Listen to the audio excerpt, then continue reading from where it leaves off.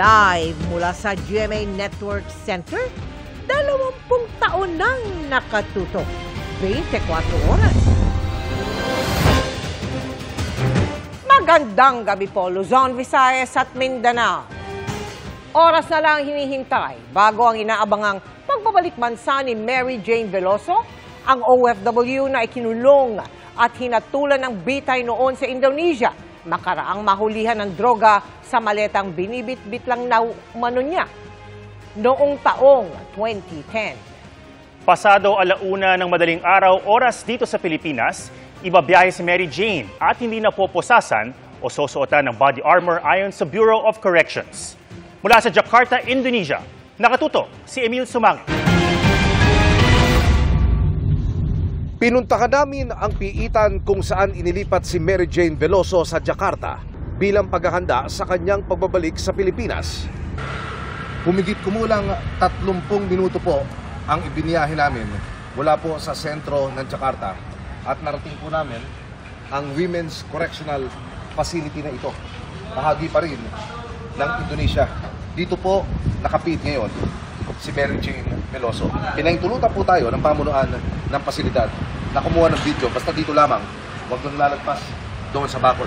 Sa aking likuran, kung inyo makikita, yan po yung reception area ng kulungan. Nariyan po ngayon ang mga abogado ni Mary Jane Veloso. Kasama po yung ilang miyembro pa ng NGO na nakabase dito sa Indonesia na tumutulong kay Mary Jane mula ko nang siya'y makasuhan at makulong. Humigit kumulang 10 taon na ang nakakaraan.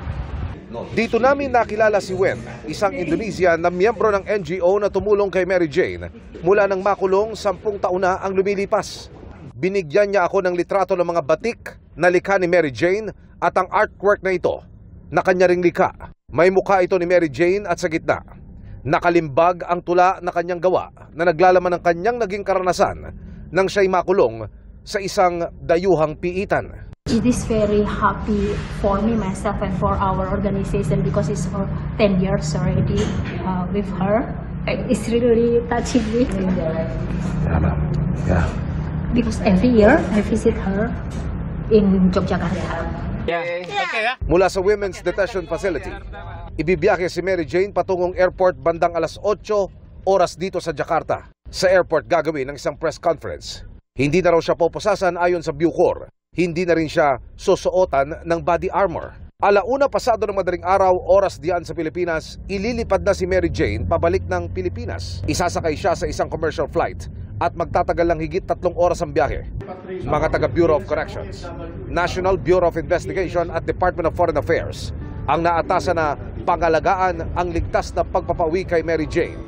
At paglapag sa NAIA, bandang 5:00 ng umaga, ididiretso siya agad sa Correctional Institution for Women sa Mandaluyong bilang pagtalima sa 5-day quarantine protocol. Ang instruction, wag na sa airport kasi alam nyo naman, busy po yung airport natin, holiday. So we will be distracting or disrupting the operations.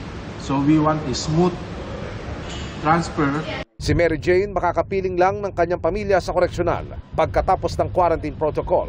Kung makatransport sa ngayong gabi, so may countdown tayo niyan ng 5 days. Tama-tama, sa bispiras ng Pasko, pwede yung family visit, whole day yun.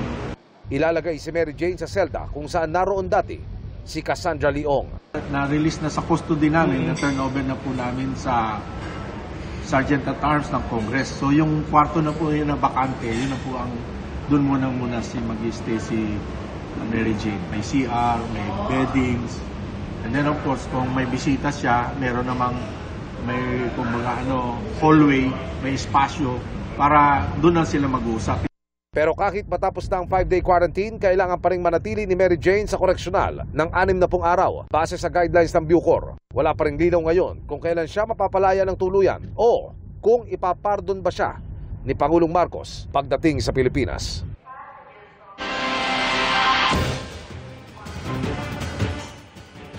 Atom Mel, oras dito sa Jakarta, Indonesia, 5:37 ng hapon. Ang unang itinakdang oras ng press conference, 8:00 ng gabi hanggang 9:00 oras dito sa Jakarta, pero muli itong nireset sa 9 p.m. to 10 p.m.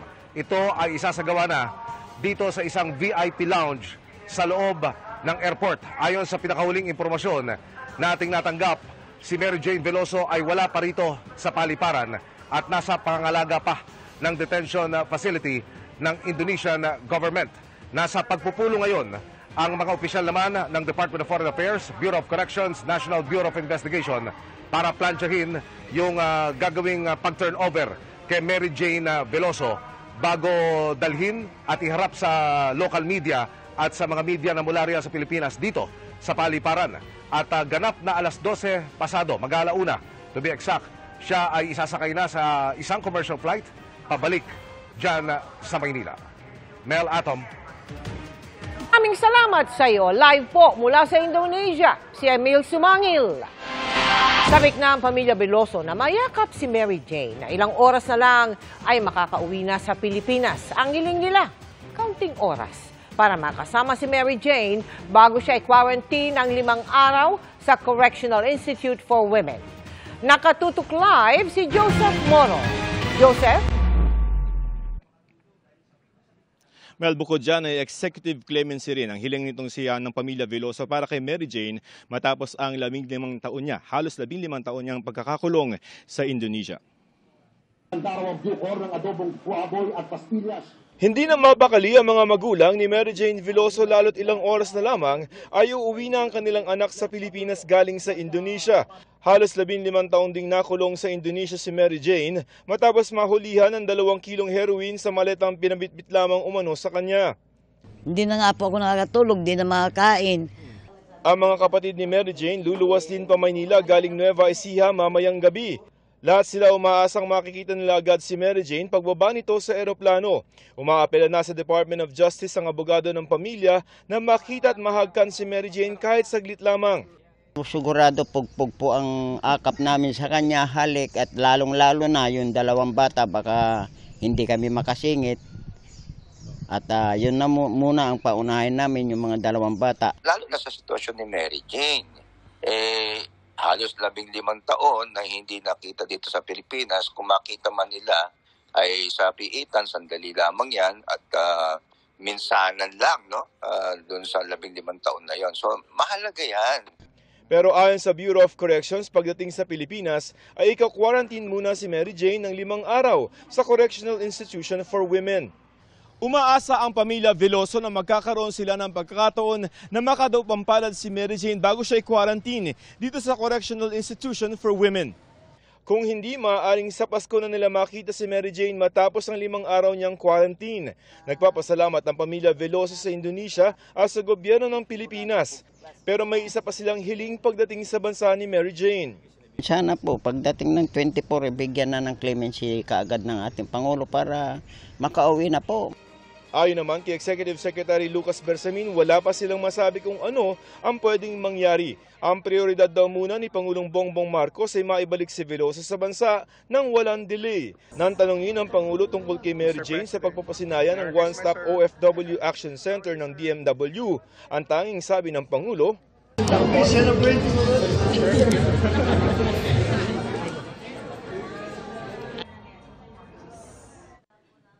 Mel, sa mga oras na ito ay naghihintay pa rin ng kahit anumang abiso itong pamilya Veloso galing sa gobyerno kung ano yung pwede nilang gawin o pagsalubong bukas kay Mary Jane, pero hanggang kanina ay wala pa raw kumukontak sa mga magulang o kampo nitong si Mary Jane.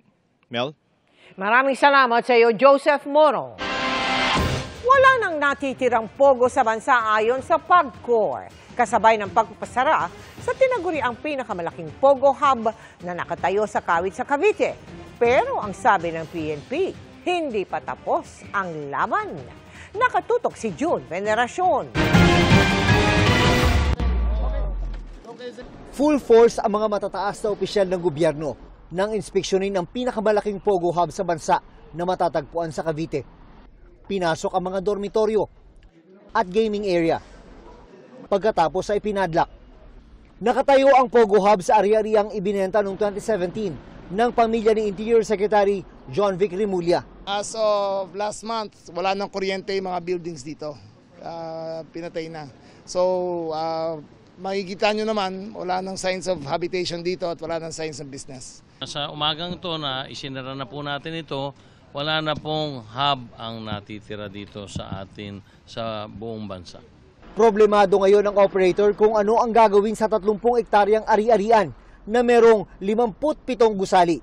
Ang pagpapahinto sa mga pogo ay alinsunod sa utos si Pangulong Bongbong Marcos. Considering na di pa po namin tapos bayaran ng mga utang namin dito. So we're open to any suggestions, but now we just want to show everyone po na sarado na po ang island. Dahil sa pagpapasara sa Pogo Hub dito sa Island Cove sa Kawit, Cavite, 15,000 ng mga empleyado, karamihan ay mga Pilipino, ang nawalan ng trabaho. Sa kabuuan, sabi ng PAGCOR, 40,000 ang mga displaced workers dahil sa pagpapahinto ng gobyerno sa Pogo. Kabilang dyan ang 3 anak at isang manugang ni Annabel. Pati siya ay nawalan ng kita dahil natigil na rin ang kanyang pagtitinda sa labas ng Pogo Hub. Tagal na, wala kami income, walang ano. Ngayon, naghahanap ako ng pupwestuhan kung saan ako pwede makapagtinda. Pero hindi pa tapos ang problema sa Pogo.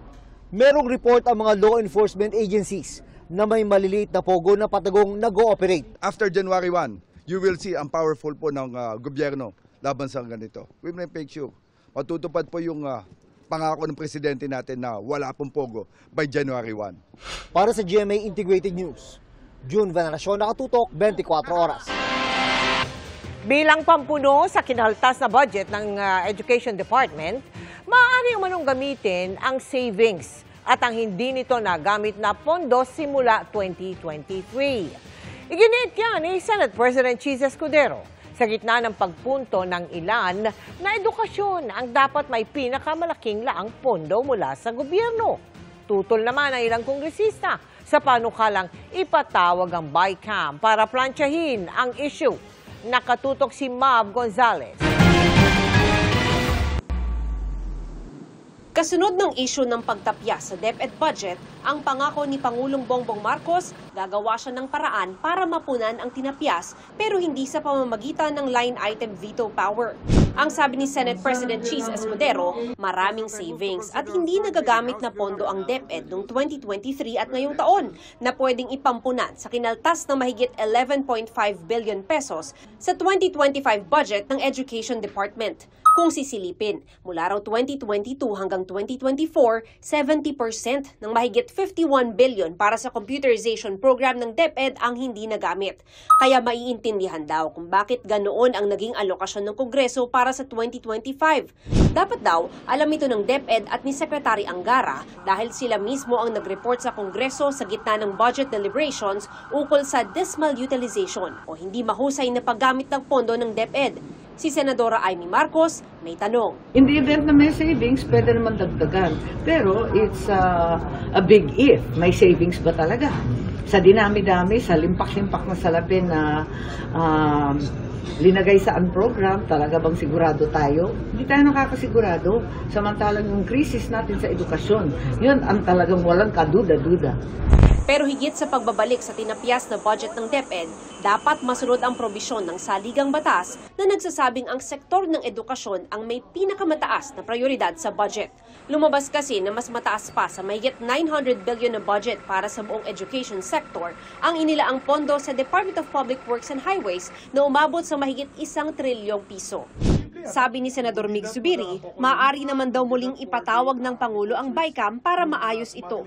Pero ang ilang kongresistang miyembro ng BICAM hindi sang-ayon dito. I don't think there's any need for us to reconvene as a BICAM because we've already ratified it in both chambers, so in both the Senate and in both the House.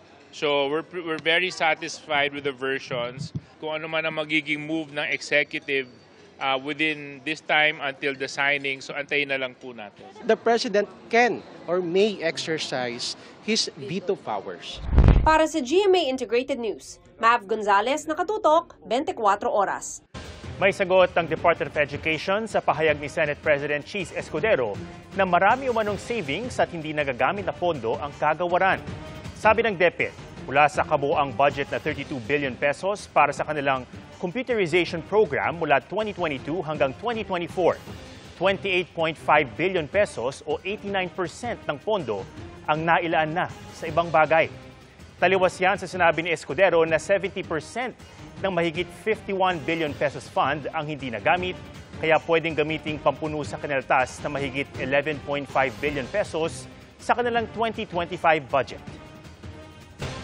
Sakto isang linggo na lang bago ang bispiras ng Pasko. Kung di pa kompleto ang pang Noche Buena, ihanda ang inyong budget dahil may 100 panghanda ang nagmahal. Nakatutok si Bernadette Reyes.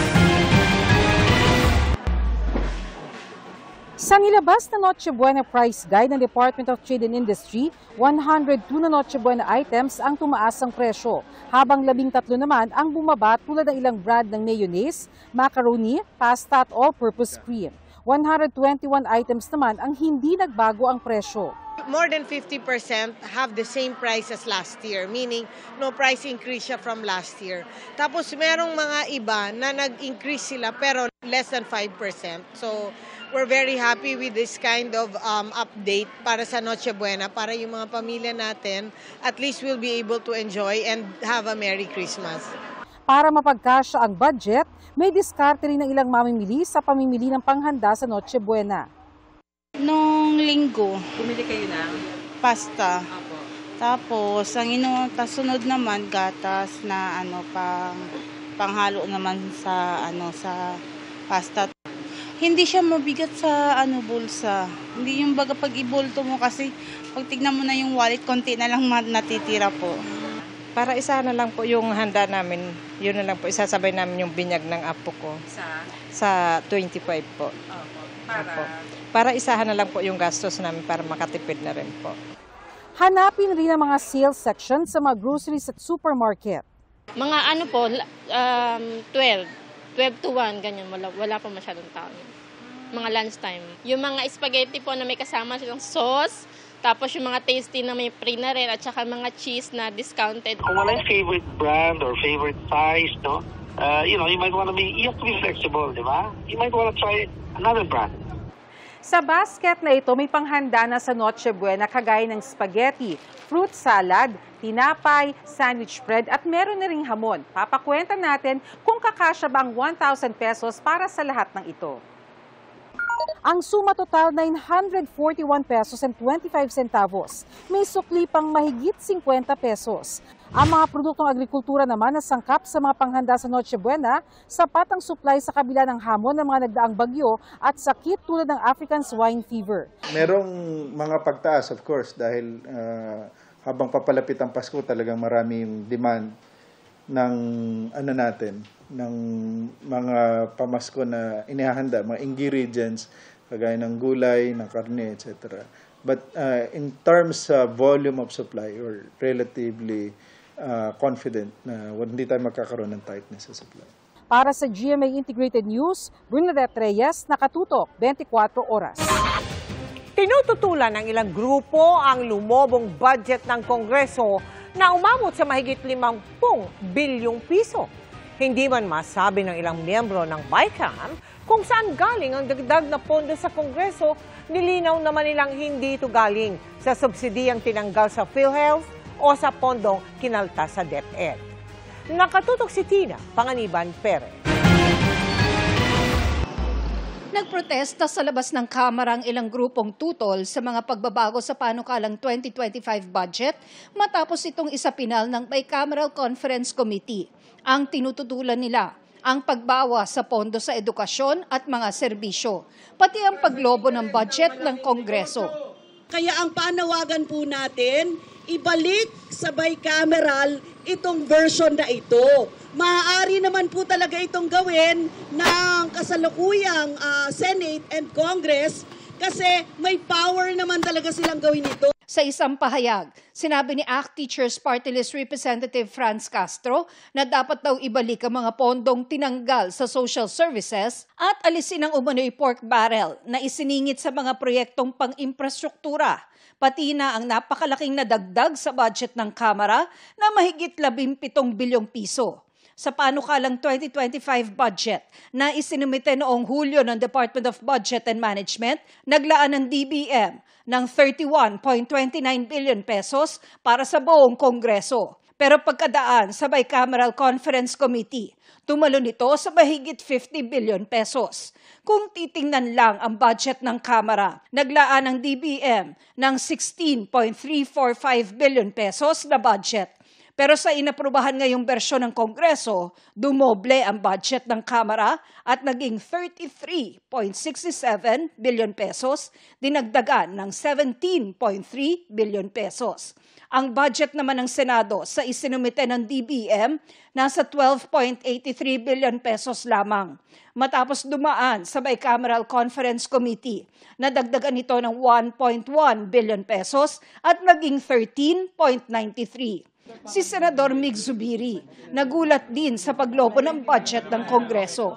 Nagulat na lang kami. I mean, that's the general sentiment of almost all the members of the BICAM. Hindi masabi ng ilang nakausap kong miyembro ng Bicameral Conference Committee kung saan ang galing ang idinagdag sa budget ng mga mambabatas. I'm not privy to, although I'm in the BICAM, as where it was really taken, no? Pero when you look at the budget kasi, we also take particular interest in how we do it, balance ba, with all. I cannot pinpoint. I don't think it's from DepEd. For sure, it was done during the BICAM. So, hindi lang ako privy dun sa details at kung saan pinagkunan. But definitely naman, dumaan po ito sa sound discretion ng technical working group. Ang sigurado raw, hindi galing ang pondong ibinigay sa Kongreso sa subsidiyang tinanggal sa PhilHealth o kinalta sa Department of Education. No, hindi ho. Ang kinuha po sa subsidy, like as previously explained, was used for the completion of the continuing construction ng Philippine Cancer Center, yung pagtapos po ng mega hemodialysis center sa National Kidney, yung continued expansion ng Lung Center of the Philippines, yung patuloy po na paggawa ng specialty centers sa iba't ibang regional hospitals. Ipinaliwanag din nila kung bakit kailangan ng Kamara ng karagdagang pondo. Nakikita nyo, ang dami po natin pinagagawang mga bagong structures at saka buildings, like for example this People's Center. And let's not also forget na patuloy din dumadami yung members of Congress. Unlike the Senate that has a stable number of 24, us we continue to increase when new districts are created, then the party list allocations are also increased the number of seats. So this only goes to show na we're really addressing the requirements and needs ng Congress pagdating po sa mga trabaho na ginagampanan namin. Sinisika pa namin kunan ng pahayag ang liderato ng Kamara at Senado kaugnay sa pagtaas ng budget ng Kongreso.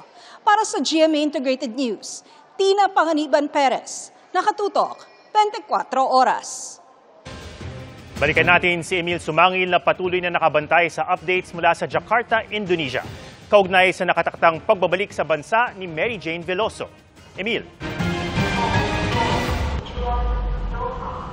Atom, nakausap natin ang isa sa mga NGO na umalalay at tumulong kay Mary Jane Veloso mula nang siya'y kasuhan at makulong dito sa Indonesia. Umigit kumulang 10 taon na ang nakalilipas. Kagagaling-galing lamang ni Wen. Siya yung binabanggit kong NGO na kaibigan ni Mary Jane. Kagagaling-galing lamang niya sa loob mismo ng prison facility kung nasaan si Mary Jane Veloso. At ang binabanggit sa atin, sa ating panayam, very excited daw si Mary Jane sa mga mangyayari sa mga susunod na oras. Nakabihis na raw ito at nakakain na anytime. Isasakay na ito sa sasakyan patungo dito sa airport kung saan tayo nakaantabay. Pero humiling pa Atom, humiling pa at humirit pa ng request itong si Mary Jane. Nag-request siya sa pamunuan ng prison facility na kung maaari ay makapaglaro pa kahit isang set daw ng volleyball kasama yung kanyang mga kaibigan dito sa women's facility. Yon ang binabanggit sa atin ni Wen, yung NGO na huling nakausap o huling nakadaupang palad ni Mary Jane Veloso sa loob mismo ng prison facility bago siya ialis doon ng Indonesian authorities at ibiyahe papunta dito sa airport. Samantala, tayo ay magpapakita ngayon ng ilan sa mga larawan nakuha naman nitong nakalipas na mga araw. Makikita natin si Mary Jane Veloso na may pinipirmahan. Kaharap niya ang ilang personalidad. Ito ay mga opisyal ng Foreign Affairs Department dito sa Indonesia. Ang binabanggit sa atin, ayon sa impormasyong ating natanggap mula sa Department of Foreign Affairs, ito ay travel documents. Kailangan ito at kasama sa proseso sa gagawing paglilipat sa kanya mula dito sa Jakarta pauwi dyan sa atin sa Maynila.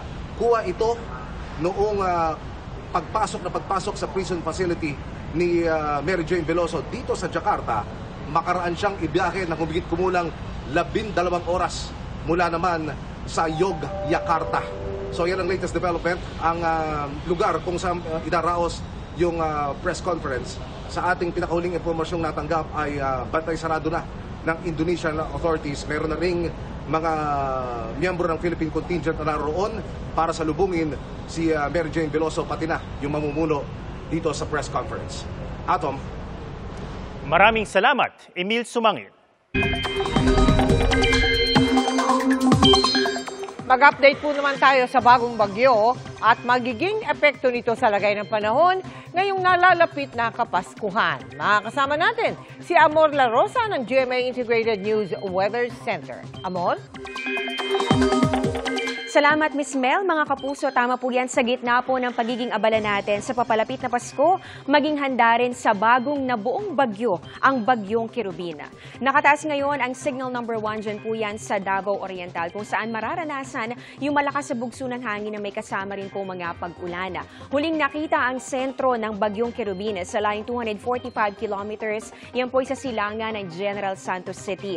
Taglay po nito ang lakas ng hangin nga abot ng 45 kilometers per hour. At yung pagbugso po niyan, nasa 55 kilometers per hour. Mabagal po itong kumikilos pa south-southwest. At ayon po sa forecast track po ng Pag-asa, kikilos itong Bagyong Kerubina, yan po ay pa-east-northeast o yan po ay papalayo dito sa bahagi ng Davao Region. Saka po ito gagalaw ng pahilaga o di kaya naman ipaangat. Posibleng humina rin po ito bilang isang low pressure area, pero tatawirin yan itong bahagi po ng Mindanao hanggang sa makarating sa bahagi po ng Palawan simula bukas ng hapon hanggang sa darating na linggo. So ilang araw po yan.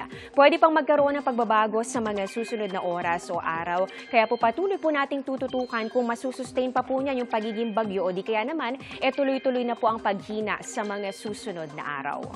Bukod naman sa traveling extension po nitong Bagyong Kerubina, 2 weather systems pa ang makakaapekto at magpapaulan dito sa ating bansa. Yan po yung shear line, ito po yan, at ganun din itong northeast monsoon o yung hanging amihan. Mga kapuso, yung shear line ay nabubuo po yan sa pagsasalubong nitong malamig na hanging amihan at ganun din yung mainit at maalinsangang hangin galing po sa Pacific Ocean. Yan po yung tinatawag naman natin na easterlies, at kapag po nagsalubong yung malamig at yung mainit na hangin, nabubuo itong shear line. Dala-dala po nito yung mga makakapal na ulap na magdudulot ng mga pag-ulan sa iba't ibang bahagi ng ating bansa.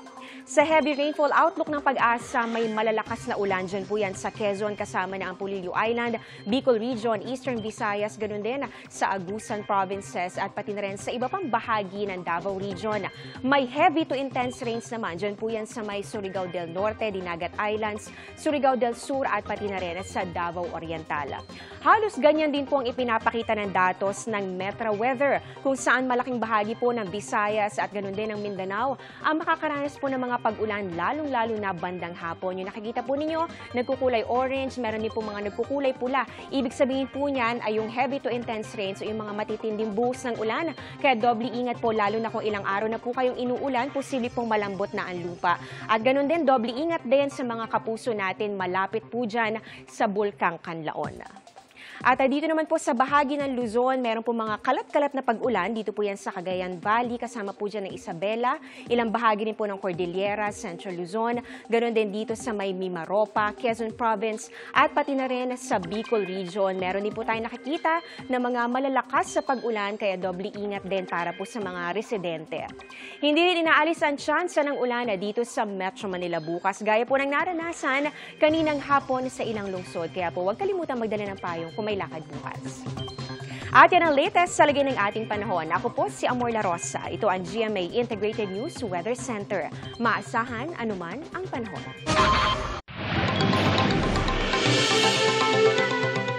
Siyam na buwan matapos salakayin mistulang ghost town ang Pogo Hub sa Bamban, Tarlac ng eksklusibong ipinasilip sa GMA Integrated News. Habang ang Pogo sa Porac, Pampanga tila pastulan ng kambing at namamaho na. Ang balak gawin ng gobyerno sa mga abandonadong pasilidad para di masayang. Tutukan sa special report ni Salima Refran. Kasunod na mga operasyon. Kung hindi kayo ang sinungaling. At kaliwat kanang investigasyon. Lumaki pa ako sa farm. Tuluyan ang mawawala ang mga Philippine Offshore Gaming Operators o POGO. Kailangan nang itigil ang panggulo nito sa ating lipunan at paglalakastangan sa ating bansa. Effective today, all POGOs are banned. Ilang buwan matapos salakayin, ito na ang itsura ng pinasarang POGO sa Bamban, Tarlac, ang bayan ng dating mayor na si Alice Guo na iniuugnay sa POGO operation sa bansa. Mistulan ng ghost town ang malawak na compound. Ang dating buhay na lugar, mataas na ang damo sa paligid. Makapal na rin ang alikabok sa mga nakatenggang luxury cars. Ang ilan, flat na nga ang mga gulo. Isa sa mga pinakakilalang bahagi nitong Baofu compound, itong kanilang Olympic-size swimming pool. Sa ngayon, wala na itong tubig at madumi na dahil hindi na na-maintain. Wala na kasing supply ng tubig at kuryente dito sa lugar. Sa loob ng mga villa, nangamatay na mga halaman. At sa ilalim, may iba pa palang lihim. Isa dun sa mga karaniwang nadidiskubre dun sa mga illegal na POGO, yung mga tulad nito, mga sikretong kwarto, sikretong lagusan. Dito sa Baofu, meron silang network na mga tunnel na mapapasok mula dito sa wine cellar ng isa sa mga villa, sa secret door.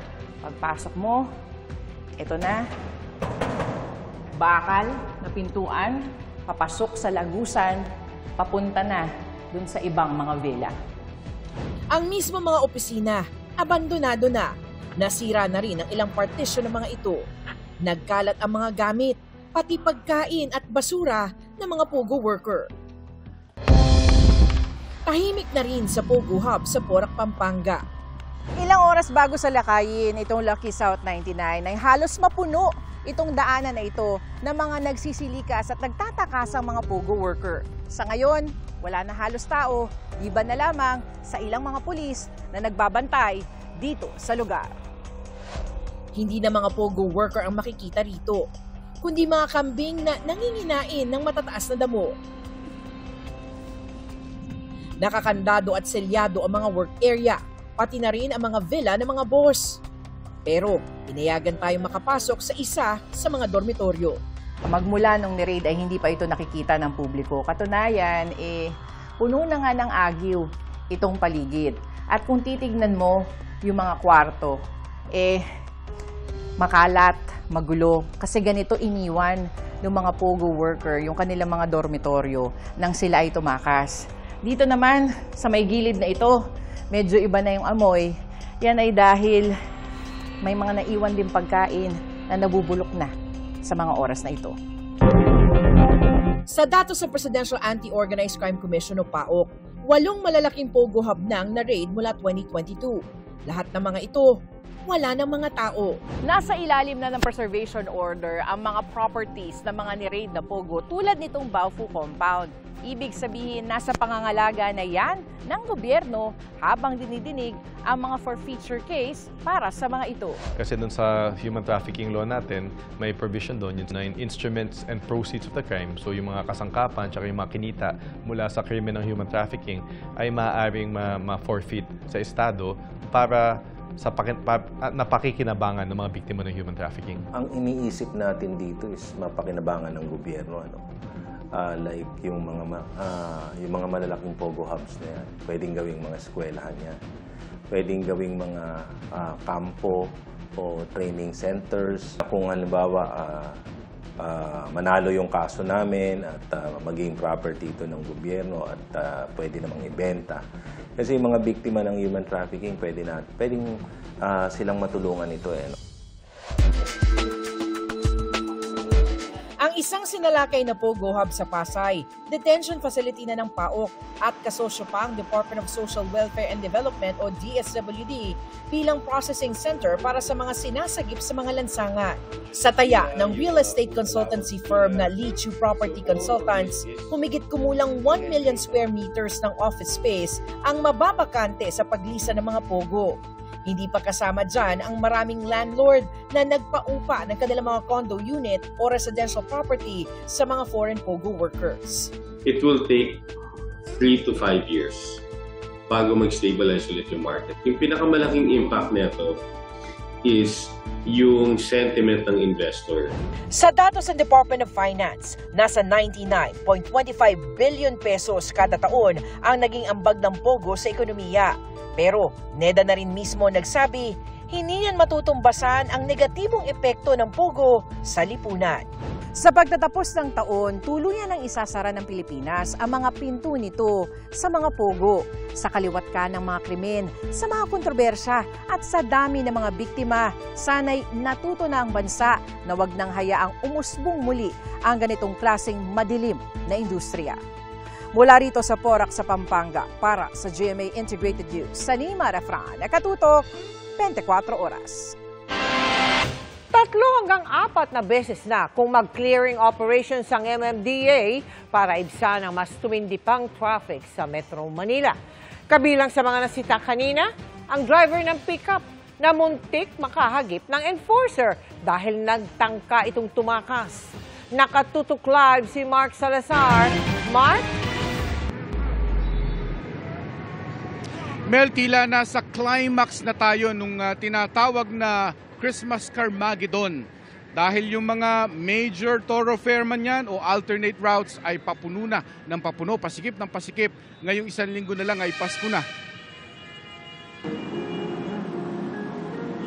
Lumalampas na sa 1/2 milyon ang bilang ng mga sasakyang dumadaan sa EDSA kada araw. Kaya pansin nyo na sigurong malimit, nasa 20 to 30 km per hour na lang ang usad ng trapiko. Ngayon, pinakamahalaga ang 17 mabuhay lanes para may alternatibo sa EDSA at iba pang major thoroughfares. It's very important, very crucial to make sure na walang mga illegal parking, walang mga sidewalk obstruction para at least man lang yung flow ng traffic natin is tuloy-tuloy. And also yung volume ng mga sasakyan na maaaring dumaan is ma-increase pa natin. 3 to 4 times per day na kung mag-clearing operation ng MMDA sa Mabuhay Lane. Kanina nagkagulatan sa Sergeant Esguerra Street, Quezon City ito. Ito maandar, no? Nagpapahinga, umaandar yung makina. Okay lang pala yun, ha? Mabuhay Lane kasi to. Ang dating illegal parking na pinagbibigyan dahil hindi naman rush hour ay hinuhuli na rin ngayon. 1,000 pesos po, physical apprehension po. Hindi rin kikilalanin sa mga panahong ito ang katwirang saglit lang naman. May kukunin lang sana ako, saglit lang naman ako eh. Kaso di ko alam na bawal pala sir. At least alam ko na. Ang driver ng pickup na ito ang may pinakamalaking babayaran sa kanyang violation dahil maliban sa illegal parking, muntik niya pang mahagip ang isang enforcer sa tangkang takasan ng huli. Ba't di mo nilagyan ng arrogance yan para makapag-clearance? Sir, nilagyan ko na po. Tsaka reckless driving, sir. Ah, reckless driving? Opo, sir. Ilagyan niyo sir. Ha? Para makita niyo po, patunayan niyo po. Opo, sige, ilagyan niyo na lahat. Malimit din iikutan ang mga bus station lalo na sa inaasahang exodus sa Biyernes. Yung deployment natin, the extended deployment of our traffic enforcers all throughout hanggang 12 midnight na. Muling nanawagan ng MMDA sa mga motorista na huwag makipagsiksikan sa EDSA, sa C5 at Commonwealth. We are encouraging people, we are encouraging the drivers to use these mabuhay lanes because they are very very useful, very convenient because it interconnects all the cities within Metro Manila. Ngayong hapon naman sa Chino Roses Avenue Extension sa Makati, may ilang mga nakita ang GMA News na taxi, jeepney at pribadong sasakyan na nakaparada sa gilid ng kalsada.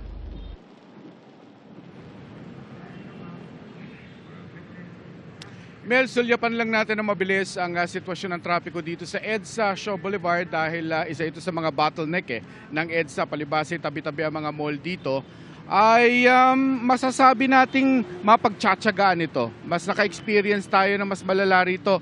Pero at least ay umaandar ito mula Shaw Boulevard at bahagya lamang tutukod approaching Ortigas. Pero after na Ortigas flyover ay banayad na yan. Pero of course, meron ka pang Miyerkules at Huwebes at ang inaasahang exodus sa Biyernes na dapat paghandaan ng lahat. Mel. Maraming salamat sa iyo, Mark Salazar.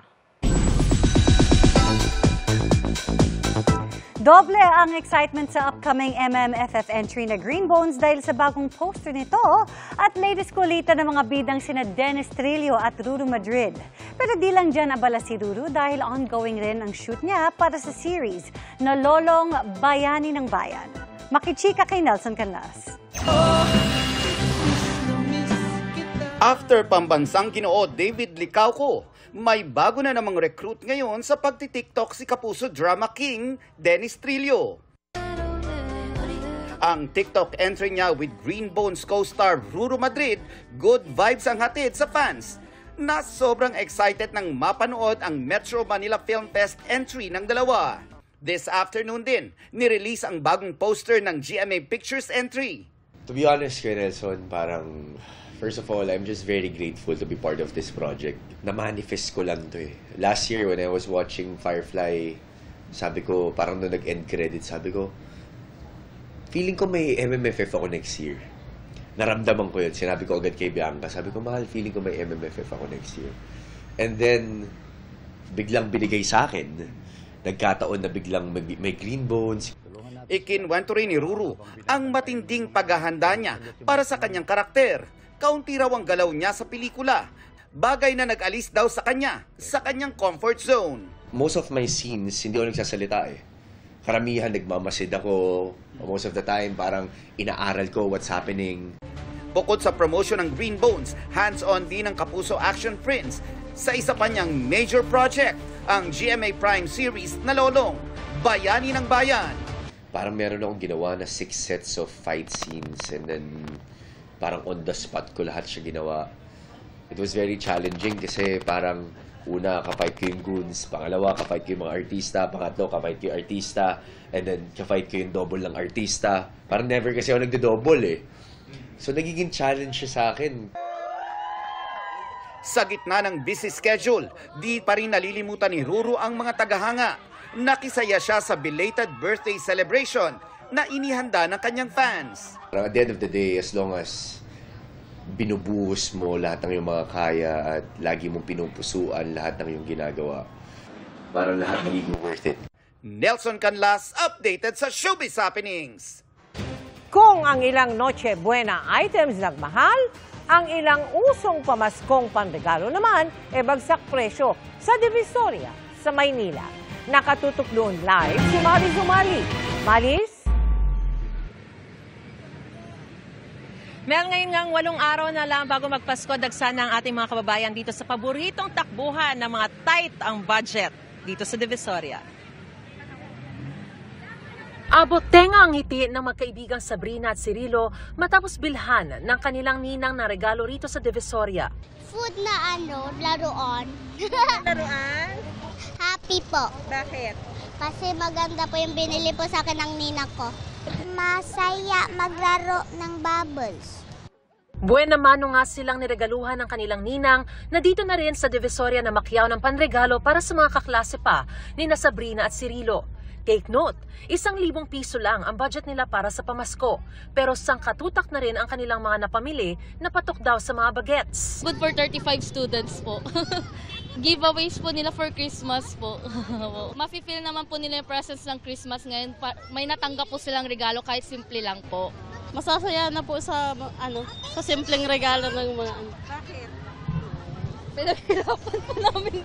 Si Danica, 2,500 pesos ang budget ngayong taon at nasiyahan din sa mga napamili. Para po sa birthday po ng anak ko, pang Christmas na rin po, pati pang regalo po. Mga laruan, pang bata, tapos mga towel po. Kasi mura siya. Practical pa. Opo. Pati ang Pranses na ito na isinama ng asawang Pinay sa Divisoria, nag-enjoy daw sa pag-shopping. Comment se passe votre expérience ici? Ici, l'expérience est bien. Ici, les vacances, ouais, cool ici. Masaya daw siya dito.